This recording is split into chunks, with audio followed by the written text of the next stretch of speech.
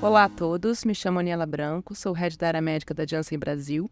O objetivo aqui é ampliar as conversas e o alcance da informação sobre depressão, ajudando na educação e na conscientização de pacientes, profissionais de saúde e a sociedade em geral. Temos hoje aqui conosco a doutora Fabiana Neri, psiquiatra, membro da Associação Brasileira de Psiquiatria e da American Psychiatric Association e professora adjunta do Departamento de Neurociências e Saúde Mental da Faculdade de Medicina da Universidade Federal da Bahia. E Carla Rodrigues, cientista da computação e Account Executive na área de tecnologia por mais de 20 anos. Carla é uma paciente diagnosticada com depressão resistente ao tratamento. A depressão, ela é uma doença que precisa ser falada. Ela é um dos assuntos mais falados e a gente tem alguns números aqui que impressionam. O Brasil é o 5º país com maior incidência de doença no mundo, com um número de casos superior à diabetes, segundo o Ministério da Saúde. Até 80% das pessoas afetadas pela doença sequer sabem seu diagnóstico. E o mais importante é que muitas vezes começam o tratamento e nem sempre todos os sintomas entram em remissão. Então você trata, tem uma melhora parcial e eventualmente os sintomas retornam, né? E como que a gente consegue conquistar a remissão? A gente entende que hoje a gente pode chegar a uma remissão dos sintomas, mas que é necessário uma persistência do tratamento. Tudo isso se traduz num senso de urgência, identificar e principalmente tratar a depressão. Então eu vou começar aqui com a doutora Fabiana. A gente tem bastante coisa para falar sobre depressão, mas eu queria que você começasse explicando para a gente o que é a doença e quais são os principais sintomas. Oi, Anne. Agradecer o convite de estar aqui com todos vocês, com a Carla, com a Anne, que eu já conheço há bastante tempo. Então, a gente aqui hoje está entre amigas. É muito bom estar aqui com vocês. O tema depressão e a oportunidade da gente estar falando sobre isso é super importante. Porque quando a gente fala de depressão, acho que é muito importante a gente entender a diferença, por exemplo, entre tristeza e depressão. A tristeza não é tão fácil essa diferenciação, mas se eu pudesse dar uma dica que funcionaria para a gente entender um pouquinho essa diferença, é que a tristeza ela é muito reativa ao ambiente e a depressão ela é pouco reativa ao ambiente. O que isso quer dizer? Quando você está triste porque você terminou um relacionamento, porque você perdeu um emprego, porque você está decepcionado com alguma coisa, se você conseguir ir para um ambiente melhor, os seus amigos lhe levarem para uma festa e você se distrair, naquele momento seu humor melhora e você consegue dar risada e você fica bem, mesmo que quando você volte para casa, você fique triste novamente. Isso é tristeza, ela reage ao ambiente. Quando a gente está falando de depressão, é uma tristeza profunda, é um humor rebaixado, é um humor deprimido, mas ele é muito pouco reativo ao ambiente. Isso talvez seja a maior diferença entre tristeza, que acontece, faz parte da vida, é natural, é fisiológico, e depressão. Tem uma coisa interessante que a maioria das pessoas acha que o sintoma mais comum da depressão é tristeza, e não é. Um dos sintomas mais iniciais da depressão é cansaço e fadiga. Também uma coisa comum de acontecer na depressão são pensamentos ou sentimentos de culpa e inutilidade, antes até do sentimento de tristeza. Então, a gente tem uma doença que ela tem uma apresentação extremamente variada, que afeta diversas áreas do desempenho do indivíduo. Então, a gente está falando de emoção, tristeza, culpa, inutilidade. A gente está falando de físico, fadiga, cansaço. A gente está falando de área cognitiva, falta de concentração, falta de atenção, dificuldade de tomar decisões. A gente está falando da área neurovegetativa, alterações de sono e de apetite, tanto para mais como para menos. E além disso, a gente está falando de um senso também de se manter isolado, de não ter prazer mais com as suas atividades. Então, tudo isso, esse conjunto de sintomas é que compõe o quadro da depressão, que, diga-se de passagem, pode ser diferente de um indivíduo para outro. É possível colocar aqui 10 casos com apresentações diferentes e esses 10 casos serem diagnosticados como depressão, porque os sintomas são altamente variáveis e eles podem ter apresentações diferentes. A gente tem uma depressão que é mais irritada, com sintomas de irritação. A gente tem uma depressão mais anérgica, onde o paciente fica mais parado, quer ficar na cama. A gente tem uma depressão mais ansiosa, onde o componente de ansiedade é bem marcante. Então, assim, a gente só tem uma hora hoje, né? Mas a gente poderia passar aqui uns 3 dias, mais ou menos, falando de depressão. E isso é importante porque são sintomas que sozinhos a gente enxerga muitas vezes na população, em pessoas, mas juntam, eles formam um conjunto de sintomas e sinais que te indicam uma depressão, né? E como é que esse paciente chega para você no consultório? Quais são as principais queixas dentro de tudo isso que você falou que configuram um diagnóstico, as principais perguntas que você faz para ele tentando chegar a esse diagnóstico? quando o paciente chega no consultório, ele já chega no segundo ou no terceiro episódio. Então, o mais comum quando a gente vai entender a história daquele paciente é ver que já teve pelo menos 1 ou 2 episódios, na melhor das hipóteses, que das duas uma. Ou ele passou por aquele episódio sem saber que era um episódio depressivo e simplesmente aquele episódio veio, teve prejuízos, o paciente ficou incapacitado ou com dificuldades de se relacionar, de se desempenhar por um tempo e depois esse episódio ele passa. É importante que a gente entenda que a depressão ela é uma doença cíclica. Ela tem o episódio e, independente de uso de medicação ou não, aquele episódio tende a arrefecer, tende a diminuir. Mas, Fabiana, então por que a gente trata se isso passa? Mas isso demora muito para passar. Um episódio não tratado ele pode durar 2 anos. Um episódio não tratado ele pode evoluir com sintomas residuais, ou seja, prejuízo ao longo da vida, sem um retorno pleno ao que o paciente era antes. Então, muitas vezes o paciente passa por um primeiro episódio que não é identificado, que não é tratado. Outras questões ele passa por um episódio e ele é tratado a nível de saúde básica ou de um médico clínico, onde ele faz medicações às vezes subclínicas, doses subterapêuticas, e ele mantém sintomas residuais depois do tratamento. Então, em geral, quando o quadro chega para a gente, infelizmente já são com 2, 3 episódios. Tem uma coisa importante do ponto de vista de a evolução da depressão. Se o paciente ele tem um primeiro episódio depressivo, ele tem 50% de chance de ter o segundo. Se ele tem um segundo episódio depressivo, ele tem 85% de chance de ter o terceiro. Então, do ponto de vista médico, a partir do segundo episódio depressivo, a gente considera um transtorno depressivo recorrente. E aí a gente tem 2 objetivos no tratamento. Tirar o paciente daquele episódio, daquele sintoma, daquele prejuízo que ele está sentindo, mas também, e tão importante quanto, é prevenir novos episódios. Porque a gente sabe que depois do segundo, a chance dele continuar tendo episódios ao longo da vida é muito grande. Entendi. E agora, do ponto de vista de um paciente, Carla, conta um pouco sobre a sua jornada até chegar ao diagnóstico, quais foram os desafios que você encontrou e assim que você identificou esse primeiro sintoma da depressão. Anne, primeiro eu queria agradecer também a oportunidade de estar aqui. É um prazer enorme poder dividir minha história num projeto tão legal quanto o Falar Inspira Vidas. Eu sou super fã do projeto, então assim, eu estou super feliz de poder estar aqui. Obrigada a você e toda a equipe.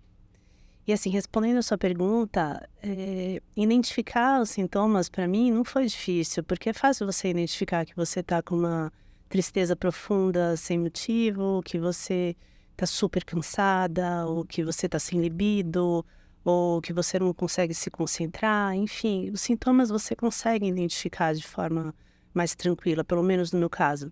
Difícil é você entender que você está dentro de um quadro depressivo, aceitar que você está dentro de um quadro depressivo de fato. Eu acho que o grande desafio é esse, é você entender que você está num quadro depressivo. E o segundo desafio é você buscar um médico, você aceitar que está depressivo diante de uma sociedade que é tão preconceituosa, né? É difícil e logo buscar um médico da mesma forma é difícil. Então, não diferente da maioria das pessoas, eu demorei muito para bater na porta de um psiquiatra e pedir ajuda. Então, eu acho que o maior desafio é você assumir que você precisa de uma ajuda, que você passou do limite da sua tristeza, não é só uma tristeza momentânea, não é uma fadiga de um dia de cansaço, que você de fato precisa daquela ajuda. Eu demorei muito.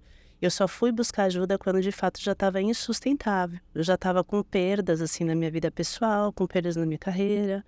Eu já estava cometendo atitudes, assim, que estavam bem fora do padrão. Então, eu saía para trabalhar, por exemplo, pegava o carro e dirigia horas e horas e horas, sem rumo, porque, na verdade, eu não queria chegar em lugar nenhum mesmo. E aí, eu fiz isso umas 2, 3 vezes. Você fala, tô com algum problema e não tá bem.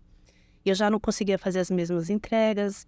Eu cuidava das maiores contas da empresa, dos 2 maiores faturamentos, então eu tinha muita responsabilidade, eu já não conseguia mais fazer aquilo. Eu sempre fui muito exigente com o meu trabalho e eu já não conseguia mais entregar da mesma forma. Então eu já estava tendo prejuízo de fato. Foi quando eu fui buscar um médico. E o primeiro médico que você buscou foi um especialista, um psiquiatra, ou você passou por outros médicos? Não, eu fui primeiro para um psiquiatra. Eu já fui direto para um psiquiatra, assim, falei, acho que eu preciso de uma ajuda psiquiatra. E infelizmente eu passei por 4 psiquiatras, na verdade. Não foi o primeiro que eu consegui chegar num avanço para mim, numa resposta adequada. Deixa eu aproveitar para Carla. É uma pergunta que eu sempre faço, porque eu acho isso interessantíssimo. O que antes de você pensar, não, eu tenho que procurar um psiquiatra, antes, o que você achava que era?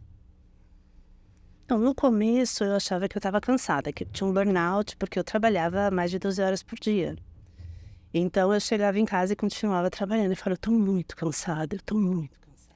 Cansaço é um dos primeiros sintomas, assim, que chega, né? Porque, na verdade, é um desânimo que você tá, né? Não é só um cansaço, você tem um desânimo, você começa a perder o prazer daquelas coisas que você fazia que era legal.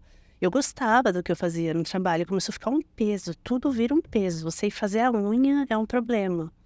Então, aí eu comecei a não querer mais sair de casa. Então, assim, no meu caso, a minha depressão é uma depressão ansiosa. Então, você sentiu a ansiedade, eu acho que é péssimo, assim, é um dos sintomas que mais te impacta na sua vida. Para mim, a ansiedade, ela me paralisava. Então, assim, de fato, eu queria ficar quieta, encolhida num canto. Primeiro você acha que é cansaço, e depois não, a sensação de ansiedade, você fala, tem alguma coisa muito ruim. Acho que demorou muito tempo, assim, olhando para trás, de quando começou, que é difícil a gente pontuar, né?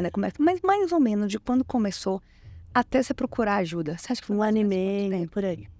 A expectativa é que a gente vê isso mesmo, 1 ano a 2 de evolução de sintoma. Tem uma coisa que eu acho interessante, que todo mundo acha assim, eu dormi bem e acordei deprimido. Não. É uma evolução muito lenta, muito gradual. É sutil e isso faz com que seja mais difícil de você reconhecer. Exato. Porque é isso, eu tô cansada, é porque eu briguei com o namorado, é final do ano. Tem sempre uma justificativa. Tem sempre uma justificativa. Nossa, trabalhei demais, é muita pressão no trabalho. Sim, eu tive eu sou mãe de 2 crianças, né? Uma adolescente e um menino, e eu tive uma gestação super difícil, eles nasceram os 2 prematuros, de 6 meses. Então, eu fiquei 3 meses internada em cada gestação, sem poder levantar. Eles ficaram 3 meses na UTI. Muito eu achava que era o impacto disso tudo. Para uma hora, esse cansaço chegou, né? Eu tentei lidar da melhor forma com a situação. Mas assim, isso foi suave, sabe? Não era motivo para esse cansaço se estender tanto, essa falta de interesse pelas coisas se estender tanto. Até por um preconceito nosso, no começo, falar, não tenho depressão. Eu mesmo falava, não, isso é coisa de gente fraca, não é pra mim, sabe? E aí, até você se conscientizar e falar, não, peraí, eu acho que é depressão, eu não sei, eu vou perguntar para um médico o que ele acha, mas eu preciso de um psiquiatra, porque a cabeça começa a falhar. Mas aí você já é numa fase que você já perdeu muitas coisas, sabe? Infelizmente, as pessoas demoram muito. Se eu pudesse voltar atrás e fazer algo diferente, seria isso a primeira coisa. Comecei a sentir os sintomas, eu vou buscar um médico. Fabi, você acha que se ela chegasse mais cedo no seu consultório, primeiro, o que você diria para ela? E você acha que talvez ela realmente pudesse recuperar mais rápido? Eu acho que isso é uma chave, é muito importante essa questão. Por quê? Porque a gente está falando aí de uma coisa que a Carla falou, que é o senso de urgência. O que é isso? Eu acho que a gente, como médico, ainda contemporiza muito no tratamento da depressão. Se a gente entender que a depressão ela é neuroprogressiva, o que acontece? Se você tem um episódio e depois você tem um segundo episódio, ou se aquele episódio demora muito tempo para ser tratado, a depressão ela é neurotóxica. O que quer dizer isso? Ela vai prejudicando o seu cérebro. E quanto mais episódios o paciente tiver, mais grave vai ser aquele episódio, mais difícil de tratar, mais resistente ao tratamento, os sintomas vão ser mais intensos. Tudo piora na evolução da doença se você ou não trata o episódio ou permite que você tenha vários episódios. Então, tratar precocemente é a chave para um bom prognóstico, uma boa evolução. E você falou uma coisa super importante, que é evitar prejuízos. Tem muita coisa na psiquiatria que a gente deveria evitar, em vez de esperar acontecer e depois correr atrás do prejuízo, digamos assim. Então, quando você entende, aí eu acho fundamental o que a gente está falando aqui, que é esclarecer, que é trazer informação, que cansaço, fadiga pode ser depressão, que desinteresse, desânimo pode ser depressão, que querer se isolar e não ter mais paciência para os filhos pode ser depressão. Quer dizer que tudo isso vai ser necessariamente depressão? Não. Mas se a gente estiver atento e procurar uma avaliação, ele pode dizer, não, isso aqui é uma questão momentânea, vamos lidar com isso aqui com mudanças de hábitos de vida e você vai ficar bem, ou, opa, isso aqui já é sintoma de alguma coisa que a gente vai tratar. Antes de você chegar no nível da incapacidade, de não conseguir trabalhar, de talvez ser chamada atenção no trabalho, de manchar, às vezes, uma carreira linda e belíssima que você fez, porque quem está do lado de fora não sabe que você está doente, simplesmente vai cobrar seu desempenho e você não vai ter a menor condição de desempenhar como você desempenhava antes. Então, fazer o diagnóstico precoce, tratar precocemente e principalmente prevenir novos episódios é fundamental. Você me fez uma pergunta assim fundamental, importante, que é: o que eu falaria para Carla se ela aparecesse lá no meu consultório? Ela foi lá na Bahia, fez uma visita lá para mim, e o que eu diria é o seguinte: a gente está começando uma jornada, e essa jornada tem a ver com eu melhorar o que você está sentindo agora, mas não é um namoro curto, é um relacionamento de longo prazo. O que isso quer dizer? Quer dizer que o objetivo do tratamento é tratar o que está acontecendo agora, mas é prevenir novos episódios. E, para isso, tratamento regular, acompanhamento regular, você ter um bom vínculo com o seu médico, confiança no seu médico é fundamental. É perfeito. Eu concordo plenamente. E assim, como a maioria das doenças, a depressão, o tempo não segue a seu favor. Eu senti que, como se fosse um livro que eu escrevia da minha vida, e de repente as páginas começaram a ficar mais difícil, faltando linha. Daqui a pouco eu olhava e só tinha página em branco, porque minha vida parou, literalmente parou. Então o tempo é fundamental, assim, tempo é vida, sabe? Mesmo. Tem uma questão do tempo na depressão que um dia para uma pessoa que está deprimida parece uma semana parece um ano. Você se arrasta. Então o tempo se arrasta, o prejuízo é muito importante. E recuperar isso depois dá um trabalho danado, né? Nem sempre você consegue recuperar tudo que você perde, o fato é isso. Então, assim, eu tive que parar de trabalhar, eu pedi para sair antes que me mandassem embora. Porque eu falei, isso, assim, eu entendo o lado da empresa. Eu sei que hoje tem empresas muito preocupadas com esse tema. Quando eu vi que eu não ia mais conseguir fazer o que eu precisava, eu pedi para sair. Foi um choque para minha empresa na época, assim, porque eu não cheguei falando, eu já sabia que eu estava com depressão, já estava tentando tratamento. E eu só falei, eu preciso tirar um tempo, eu preciso tirar um ano sabático. Para mim tá acontecendo muita coisa, eu preciso descansar. Eu não tive a coragem de chegar na empresa e dizer exatamente o que era. Porque eu não me sentia que eles iam acolher da forma como... Acho que hoje isso está um pouco mais discutido nas empresas, mas ainda falta muito, sabe? Para você se sentir de fato acolhida. Não só pela área de pessoas, porque a área de pessoas tem um trabalho importante. Eu vejo as empresas se movimentando, mas seu chefe te entende? Sabe, se isso não permear dentro da empresa, não adianta ficar lá só na área da pessoa, um movimento, uma ação. Isso tem que permear por todo mundo dentro da empresa. Então, assim, meu chefe vai entender, meu diretor vai entender que eu tenho depressão e ele vai me manter lá. Então, eu vou sair, depois eu vou conseguir voltar para o mercado. Eu pensava, eu vou sair, vou ficar um tempo fora, vou fazer o tratamento. Porque o médico falou para mim assim, 15 dias de licença não vai resolver o seu problema. Se você tem condições de parar, eu acho que você deveria parar. Foi super difícil para mim tomar essa decisão, super difícil. Eu tenho uma carreira de 20 anos. E não é só uma questão financeira. É falar, eu vou parar de trabalhar, eu trabalho desde os 14. Eu vou ficar dona de casa, não tem demérito nenhum em ser dona de casa. Mas assim, na época eu falava, não, eu sou muito ativa para ficar em casa, eu não vou aguentar ficar cuidando dos meus filhos só e ser dona de casa. Você tinha um propósito ali. Eu tinha um propósito. Mas isso é engraçado que você falou de propósito. A depressão, ela tira o seu propósito. Chegou uma hora que eu não sabia mais qual era o meu propósito, nem se eu tinha o meu propósito. Eu ficava me perguntando qual era o meu propósito, quando eu estava na pior fase da depressão. Você já não quer mais fazer nada. Aí você fala, meu Deus, eu tenho 40 anos, fui acometida por essa doença. Tudo que eu fiz até agora não era nada. Eu vim pra cá, pra esse mundo, pra isso. Pra com 40 anos minha vida parar. Eu não via propósito mais em nada. Eu não queria mais fazer nada. Então, assim, ela tira o seu propósito, sabe? É uma coisa muito, assim, é uma doença muito cruel mesmo nesse sentido. Uhum.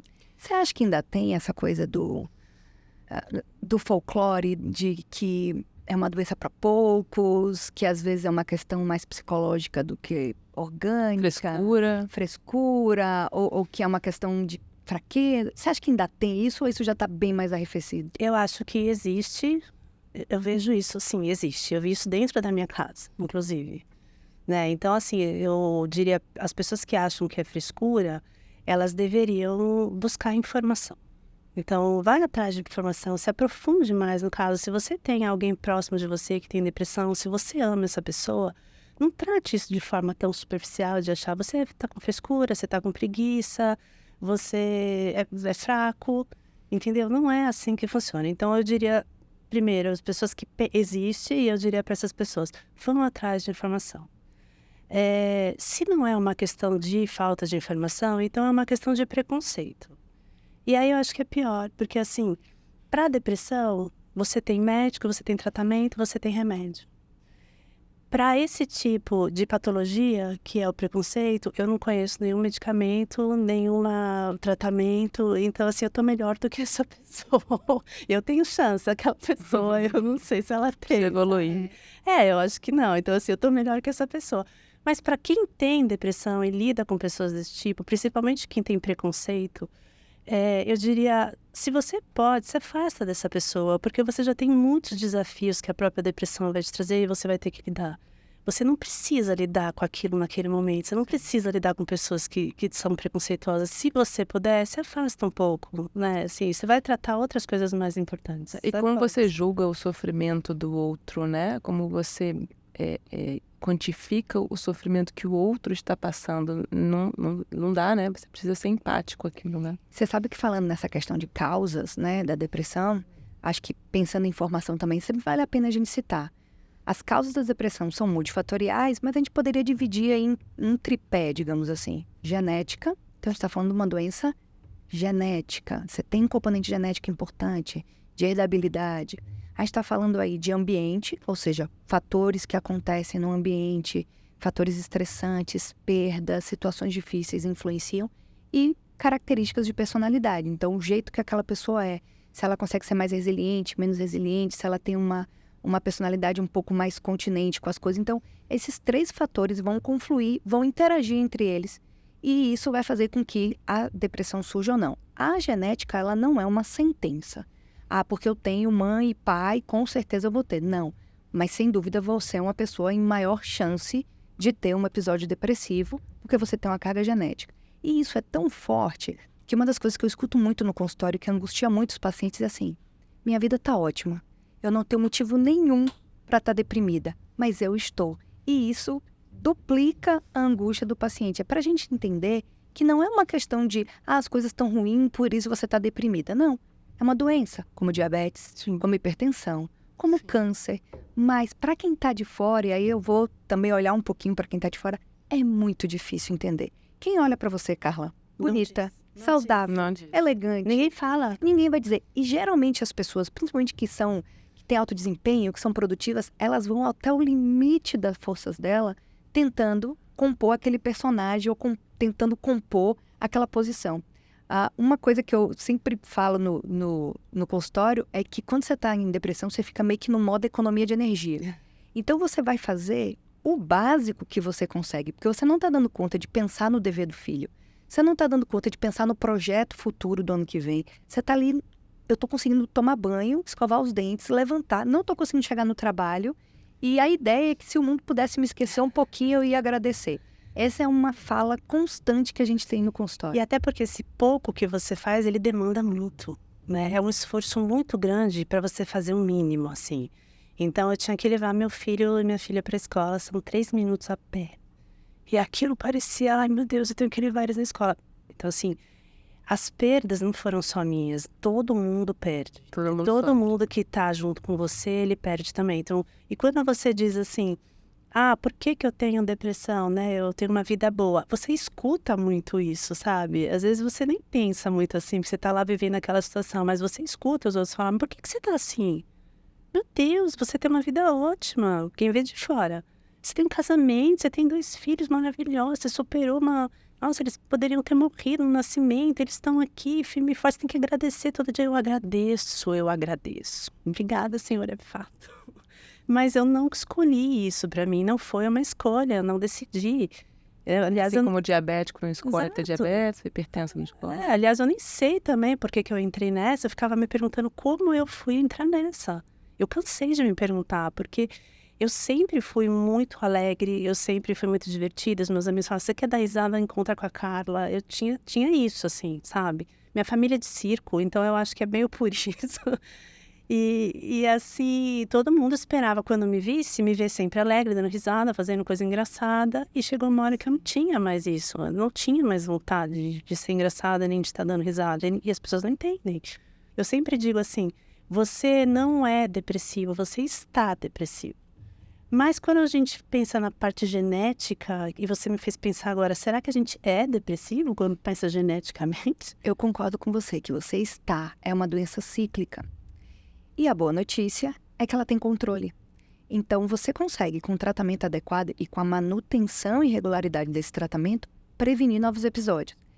Na maioria das vezes é uma doença sem cura, mas com controle. Qual é a diferença de cura e controle?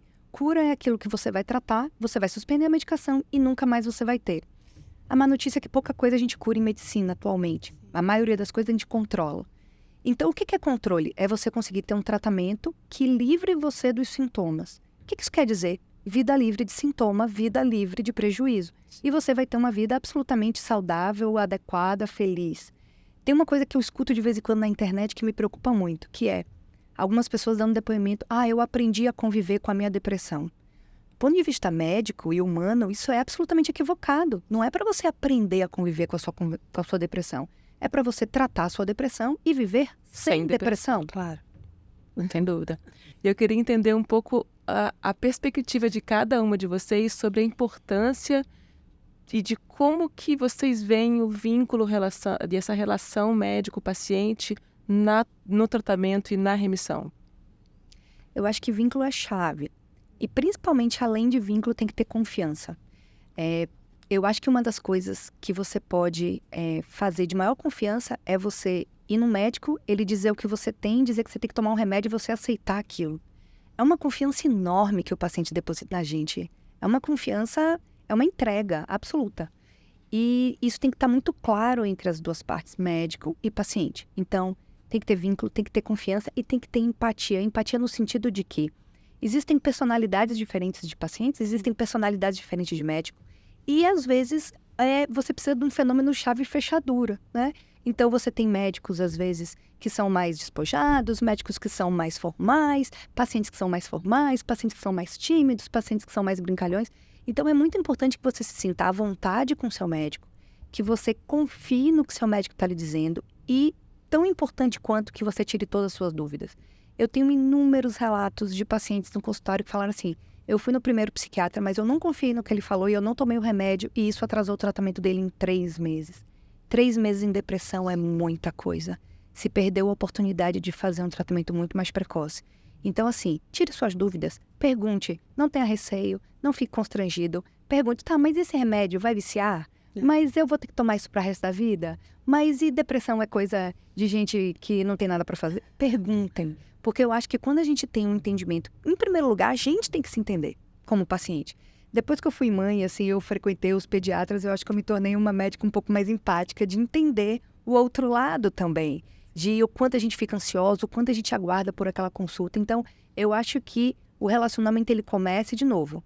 Não é namoro de verão, é um relacionamento longo, que a ideia é não só tratar o sintoma, mas prevenir. Com a prevenção, a gente consegue tudo. A gente consegue qualidade de vida, a gente consegue prosperar, a gente consegue evoluir. Eu tenho uma brincadeira com meus pacientes que, assim, muitas vezes eles chegam no consultório com anos e anos e anos de sintomas leves de depressão. Como você falou, 2 anos de evolução até procurar o psiquiatra.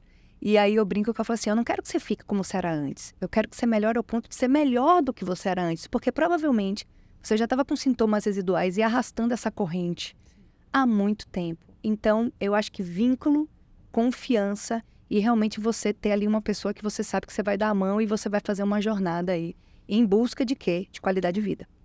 Exato. Assim, eu tive um agravante que a minha depressão, e depois, só na última médica que eu tô agora, que a gente identificou que é uma depressão resistente. Então, é mais difícil de você encontrar um tratamento.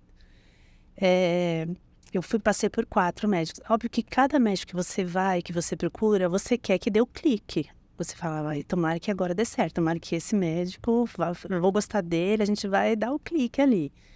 E ele vai acertar na medicação.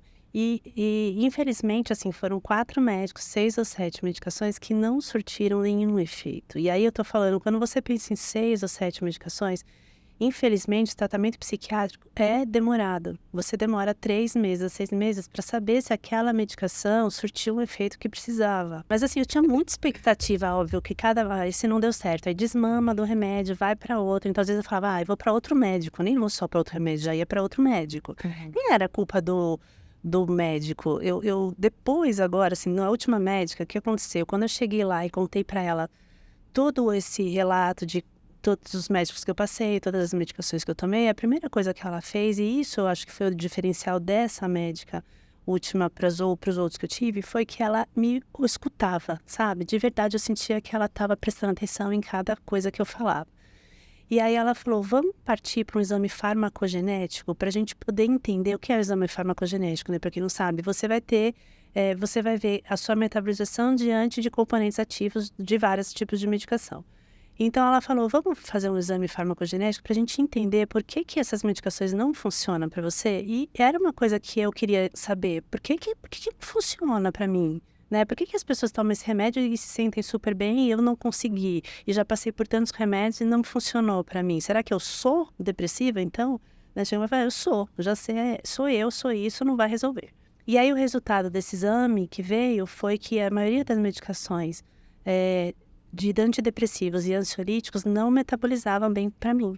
Então, assim, eu tinha 1% de medicação que funciona. Então, ok, me explicou por que não funcionava. Então, assim, já foi um diferencial para mim. Ali eu criei um vínculo muito forte de confiança com a minha médica, entende? Porque eu falei, tá, ela me deu a primeira resposta que eu precisava. Por que não estava funcionando até agora? E aí, depois, ela sugeriu uma nova abordagem de tratamento que eu nunca havia feito antes, me explicou como seria, era uma medicação nova. E eu falei, já tinha essa confiança de falar, sim, era nova, tinha alguns pontos bem diferentes das outras medicações. Eu falei, topo, vamos tentar. E foi o que deu o resultado. E assim, a gente entrou com uma medicação que da lista era a que mais fazia efeito para mim, ainda era pequeno, mas era uma que dava um certo resultado. Então, assim, começou a fazer mais sentido o tratamento. Né? E a gente criou, de fato, uma relação, assim, eu troco muito com ela. Durante todo o meu processo de terapia, isso eu acho importante, né? Eu falo para as pessoas se informem, porque eu me informava muito, eu lia muito sobre o que eu tinha, eu lia muito das minhas possibilidades, eu queria saber por que eu reagia de tal forma, de tal forma. Então, essa informação que eu fui adquirindo também me permitiu trocar muito com a minha médica, sabe? Assim, coisas que ela falava, isso é importante porque agora eu sei como eu posso te ajudar. Então, precisa ter essa troca, isso precisa acontecer, é super importante. Então, se você tem depressão e ainda não teve esse match com seu médico, vai procurar um, porque uma hora você vai achar alguém que vai conversar, vai estar na mesma linguagem que você, vai te ouvir de uma forma melhor. É possível, assim, eu digo que a gente não, de fato, não pode desistir. Vai tentando, uma hora você vai conseguir. Persistência. Então, assim, eu sou muito agradecida pela médica, por ela ter me escutado, por ela ter proposto essa nova medicação e todo o resto do tratamento que a gente ainda vai fazer por muito tempo. Não é porque hoje eu falo assim, eu tive depressão. É muito engraçado porque quando eu falo eu tive, eu paro para pensar, eu tenho depressão, porque eu costumei falar eu tenho depressão, foram 5 anos. Quando eu falo assim, eu tive, porque ela mesma falou, eu não vejo mais sinais de depressão em você. Eu falo, sério? Tem certeza? Muito legal. Atingir a remissão, né? E você trouxe um conceito novo aí pra gente, que é a depressão resistente. E passando também para um ponto mais de tratamento. Fábio, o que a gente tem hoje de tratamento disponível e como que funciona esse conceito, né? De você não estar atingindo... qual é o objetivo de atingir remissão? E quando você entende que quanto tempo espera e diz, não está funcionando, eu tenho que trocar... E eu preciso chegar e no conceito de depressão resistente, fala um pouquinho sobre isso. É um conceito importante, até porque ele não é raro de acontecer. A gente considera uma depressão resistente ao tratamento quando houve falha a 2 antidepressivos por dose e tempo adequado de classes diferentes. Quando a gente fala classes diferentes, a gente está falando de mecanismo de ação, ou seja, aquela medicação age em locais diferentes ou em substâncias diferentes. Então, quando você tem 2 medicações que você usou diferente e já não funcionou, bem, aquilo já é caracterizado como uma depressão resistente ao tratamento. Por que é importante a gente caracterizar isso? Porque a gente vai tratar de uma forma diferente esse paciente. A gente não vai perder tempo tentando medicações semelhantes àquelas 2 que já falharam. Essa é a primeira coisa. A segunda questão é que isso, infelizmente, não é raro. 30% dos pacientes no mundo, na verdade, tem estudo Brasil, tem estudo América Latina, entre 30% e 40% dos pacientes que têm depressão vão apresentar resistência ao tratamento, ou seja, vão falhar com 2 tentativas de antidepressivo. A notícia, assim, a mensagem final é, não desista. Por quê? Tem muita coisa para se fazer do ponto de vista de tratamento da depressão. A gente tem os antidepressivos monoaminérgicos, que são as medicações convencionais, orais, que demoram aí mais ou menos 30 dias para começar a fazer efeito. Mas a gente tem medicações recentes que têm áreas de atuação em outras substâncias, como glutamato, por exemplo, substâncias glutamatérgicas. A gente tem as técnicas de neuroestimulação, como estimulação transcraniana, a própria eletroconvulsoterapia, que é um tratamento extremamente eficaz para quadros mais graves de depressão. Então, a gente tem um arsenal terapêutico muito grande. Só que a gente vai seguir sempre uma etapa. A gente vai começar com as medicações mais simples, a gente vai avaliar qual é o perfil de sintomas do paciente. Não existem doenças, existem doentes, então isso quer dizer que cada tratamento vai ser personalizado, cada tratamento vai ser individualizado. Chega no consultório e diz assim, eu queria tomar remédio tal porque a minha prima tomou e fez bem para ela. Bem, o perfil de sintomas da sua prima é diferente do seu perfil de sintomas, talvez essa medicação não seja mais adequada para você. Então, o tratamento é muito personalizado. E aí, Anne, você fala uma coisa, a remissão. O que é remissão? Remissão é você não ter mais sintomas depressivos que te atrapalhem. É isso que a gente considera a remissão. E além da remissão, é importante o retorno funcional pleno. Então é aquela coisa, eu quero que você volte a ser como você era antes, plena, pegando os 2 maiores contratos, trabalhando 12 horas, se é que isso faz bem para alguém em algum momento da vida, mas cuidando de filho. Tendo esse propósito, né? Esse propósito, né? Pegando o menino na escola, indo pro churrasco no sábado, fazendo dever de casa no domingo à noite, como você sempre fez, com o prazer que você sempre teve, com a graça que você teve, contando piada como você sempre contou. Só que a gente tem que ter muito cuidado com essa questão de sintoma residual. Para uma pessoa que estava sem conseguir trabalhar, sem conseguir se divertir, sem conseguir levar os filhos na escola, se ela melhora 70%, 80%, ela acha que está bem. Exato. Só que esse é um problema grave. Por quê? Porque sintomas residuais, mesmo leves, 10% de sintoma residual, 20% de sintoma residual, eles vão deixar você predisposto, suscetível a novos episódios depressivos lá no futuro. E a gente já falou que quanto mais episódios o paciente tiver, pior eles serão. Isso não é um conceito novo. Hipócrates, em 400 anos antes de Cristo, né, o pai da medicina, falava: tudo que permanece no corpo após uma crise tem chance de ter recaída. Então, não é um conceito novo, mas as pessoas não sabem. Essa é uma das minhas falas no consultório, que é, olha, depois você melhorar, porque você vai melhorar, já estou te adiantando, não interrompe o tratamento, porque esse é do humano. Você está bem, você está ótima, você não tem mais sintoma nenhum. O que você vai pensar? Eu não preciso mais dessa medicação. É do humano, não culpo ninguém, não julgo ninguém. Existe uma percepção, você falou uma coisa super importante, o paciente está tão ensimesmado naquele sofrimento, que ele recupera um pouquinho e ele já acha que está bem. Existe uma percepção, às vezes, diferente entre o que o paciente te reporta e o que você entende. E eu sei que a gente pode falar que tem algumas escalas, algumas coisas que se utiliza para entender se o paciente está em remissão ou não, né? Fala um pouco sobre isso também. Na verdade, assim, o paciente que melhora 80%, ele acha que já está bem. Então, a gente tem instrumentos e você tem a prática clínica. Os instrumentos são escalas, que a gente chama, na verdade, são formulários, digamos assim, uma série de perguntas que o paciente vai respondendo e que você pode fazer isso de forma seriada. Isso é interessante para, o médico poder acompanhar a evolução do paciente. Olha, ele melhorou 20%, ele melhorou 10%, ele já está 100%. Mas isso também faz parte da educação do paciente. Existe uma questão na depressão, não sei se aconteceu com você, Carla, que a gente chama de distorção cognitiva. Tudo fica pior na depressão. Tudo fica mais catastrófico, tudo fica mais negativo. Então, tem um estudo de terapia cognitiva comportamental antigo, mas ainda muito atual, que mostra que para o paciente sentir que ele está melhor, ele tem que ter melhorado mais de 80%. Ou seja, uma melhora de 20%, de 30%, de 40%, ele não consegue perceber por conta dessa distorção cognitiva que faz com que tudo esteja ainda muito ruim. Então, as escalas são muito positivas, tanto para a análise do paciente, para você educar o paciente, mostrar que ele está melhorando, ou seja, vale a pena continuar o tratamento porque você está evoluindo, mas também para o médico ter a ideia de em que ponto o paciente chegou. Tem uma história bem pequenininha, que é uma história longa, mas eu vou fazer ela curta, e eu vou contar aqui porque é de domínio público, que foi a história do Ricardo Boechat, que, infelizmente, saudoso Ricardo Boechat nos deixou precocemente, mas ele prestou um enorme serviço à sociedade quando ele divulgou publicamente que ele tinha tido um episódio depressivo. E o que eu vou falar do Boechat foi uma conversa que eu tive com ele depois de um evento falando sobre depressão. E aí eu fiz uma pergunta assim nos bastidores para ele: Boechat, fala a verdade. Você voltou a ser 100% do que você era? Ele falou, parou, pensou, acho que nunca ninguém tinha feito essa pergunta para ele. Aí ele parou, pensou e falou assim, 100% não. Hoje eu sou 80% do que eu era, mas para mim tá bom. A gente tá falando do Ricardo Boechat. Sim. Alto desempenho, culto, inteligente, colunista, âncora de um dos maiores jornais da televisão brasileira. E para ele 80% tava bom, ele tava se contentando com 80%. Só que não é a questão de se contentar, é o risco que ele estava de, por ter sintomas residuais, de não ter voltado para o 100%, de ter novos episódios no futuro. Podíamos tocar aqui o dia inteiro, né? Eu falei que eram uns 3 dias. Tinha muita coisa para falar ainda. Mas eu tenho uma pergunta para cada um final aqui, para cada uma. Fabi, o tratamento da depressão pode salvar vidas, né? A gente sempre fala isso aqui.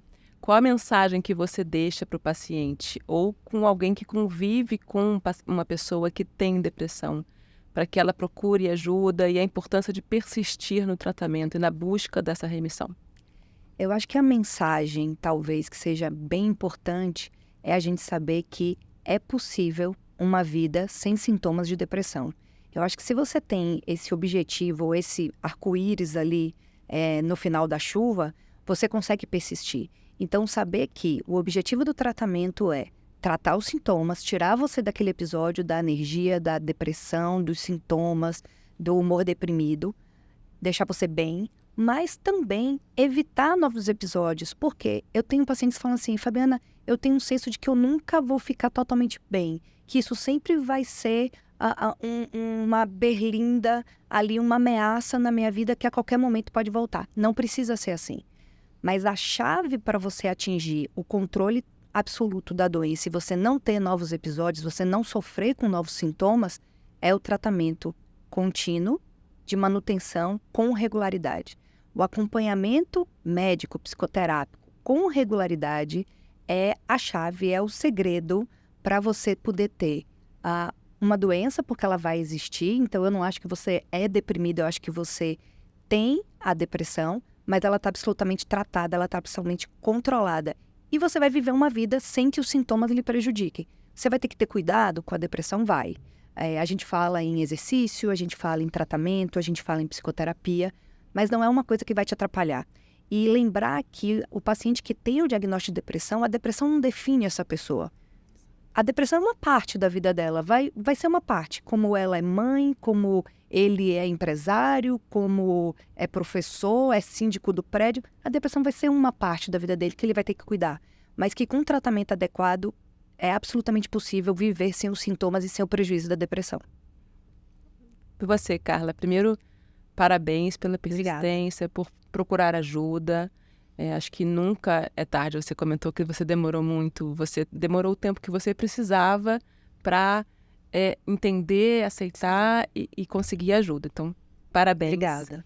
E a mensagem que você deixa para os pacientes, para as pessoas que estão nos ouvindo e que podem ter alguém ou ser alguém que está passando pela mesma situação. Olha, eu li uma frase outro dia que para mim fez muito sentido, de um pensador que chama Railson Rodrigues. Ele fala assim: o diamante é um carvão que resistiu. E aí me fez muito sentido aquilo, porque eu falei, nossa, acho que eu sou um diamante. Não, assim, não no sentido da preciosidade da peça, porque eu acho que todos somos preciosos de alguma forma, mas pela força e pela resistência. Então, como a doutora falou, eu sinto hoje que eu tô melhor do que eu era antes como pessoa, sabe? A depressão é muito ruim, mas depois de um tempo, quando você consegue respirar um pouco e submergir um pouco daquilo, você consegue também tirar lições e coisas boas da depressão, por incrível que pareça, né? Eu sempre tento olhar o lado positivo das coisas, mas hoje eu me conheço melhor do que eu me conhecia antes. Hoje eu tenho um olhar mais atento para outras pessoas. Então, assim, não desista, porque é possível, tem tratamento e tem cura, e você pode chegar a ficar sem os sintomas. Óbvio, mantenha o tratamento, porque eu me sinto super bem, mas eu sei que eu não posso largar. Tem 1 ano já que eu faço tratamento com essa medicação nova, e a gente vai agora começar a diminuir. Então, assim, é um longo caminho, siga, não desista. Eu me senti bem, algumas vezes parei o tratamento no meio, porque achei que eu já estava ótima. E aí, a onda que vem depois é pior, de fato. Gente, muito obrigada. Quero agradecer muito a vocês por esse bate-papo. Acho que é muito importante a gente manter viva essa conversa sobre a depressão, tirar os estigmas, trazer a luz e a educação, né? E a gente vai ter mais um episódio com especialistas falando de emergências da depressão. Não deixe de acessar a página do Movimento Inspira Vida. E essa página ela é uma iniciativa da Janssen com apoio de diversas empresas, instituições e veículos de comunicação. E até o próximo podcast.